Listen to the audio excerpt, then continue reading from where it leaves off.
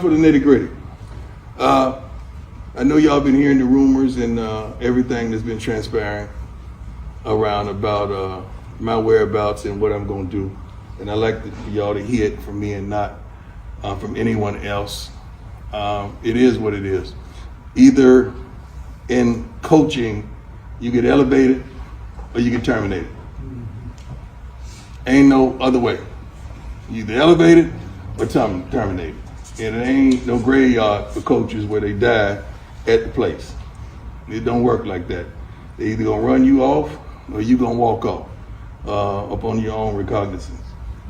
I've chosen to accept the job elsewhere next year. I'm gonna finish what we started. We're gonna dominate. I'm gonna be here to that end and that conclusion. And then when that conclusion, we will move on. Now, what I don't want you to do is thinking something is better on the other side in regards to some of you. I would like to have the opportunity to meet with some of you so you don't go and jump in the portal and you die in the portal. I don't want that to happen because some of y'all thinking it's simplistic like that, and it's not. That portal will be loaded on, is it Monday, fella? Yeah. Monday. Portals opens, be loaded, and they're gonna call and they're gonna ask, because that's what we've done for some of y'all when we were trying to acquire y'all. We called and we asked your coaches, and when we knew what kind of character, what is it, and I don't want you thinking since you have the Jackson State awards on you that people are just gonna flock to you and they're gonna lace you like that. This is one of the best universities, I believe, certainly in FCS, that you could have an opportunity to play at because of all the bells and whistles and these particular things that we've brought here. And I'm trying my best with this wonderful gentleman to help choose this next guy for you. My recommendation goes to TC. They know how I feel about TC. I want TC, and several of the staff members are going to be retained here, but that's mine. I would love for someone in-house because I don't really know how y'all would act with somebody outside the house coming in to really not understanding how we function and how we get down. So that's my recommendation. So let's clap it up for TC. Hope I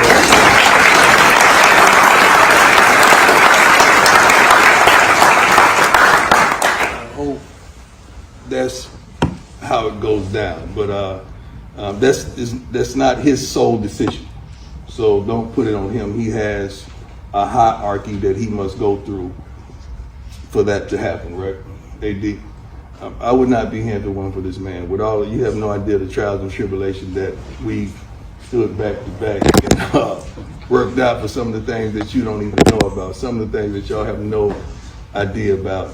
And I'm not tired of fighting whatsoever, but if I heard God's voice on coming, don't second guess of my hearing ability.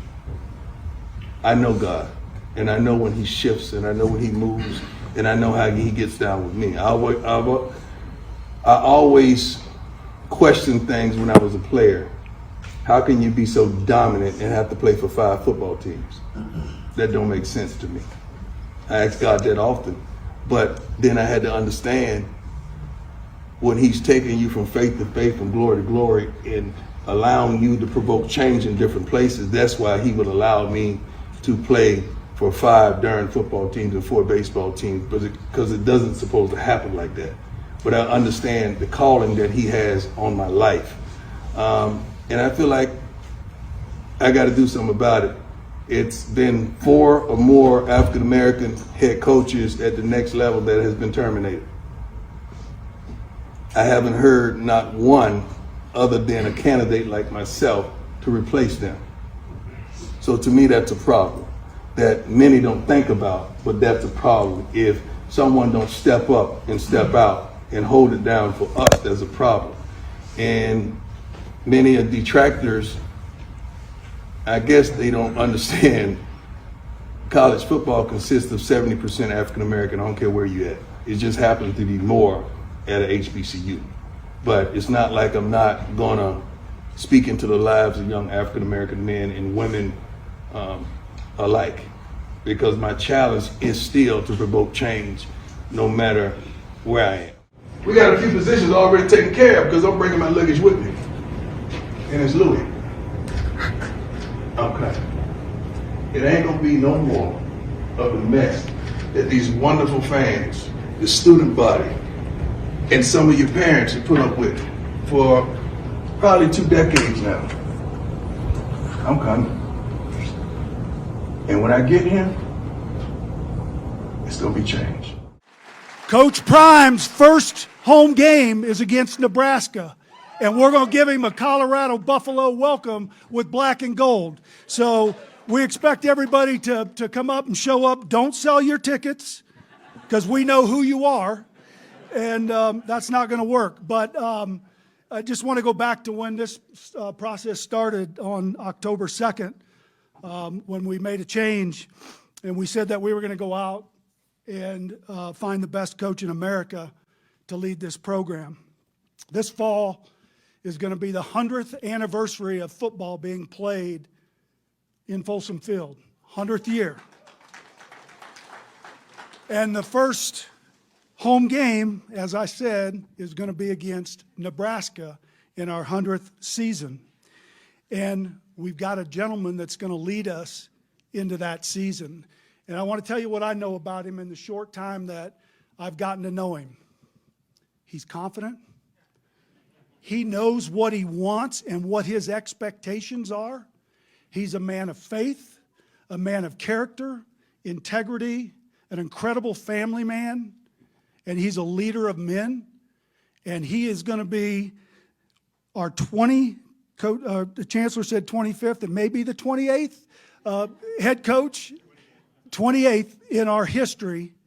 And it's time for Coach Prime and the primetime era, and it starts today. And so let me introduce our 28th coach in Colorado history, Coach Prime. Oh,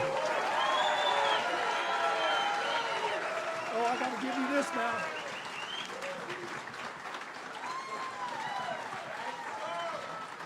How about that? Yeah, how about that?